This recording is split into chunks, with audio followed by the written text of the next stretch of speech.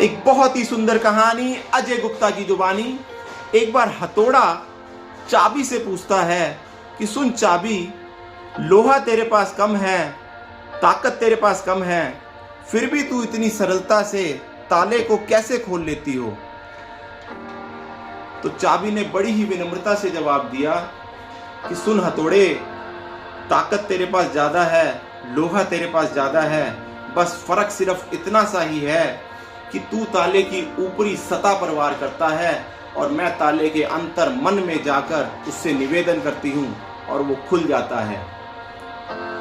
तेरा खुला ताला दोबारा नहीं इस्तेमाल किया जा सकता, पर मेरा खुला ताला हर रोज इस्तेमाल किया जाता है। मेरे सभी व्यापारी भाइयों, जरा गौर से सोचिए, आपका व्यवहार अपने व्यापार में हथौड़े का है या आपके पास है उनके दिल की चाबी।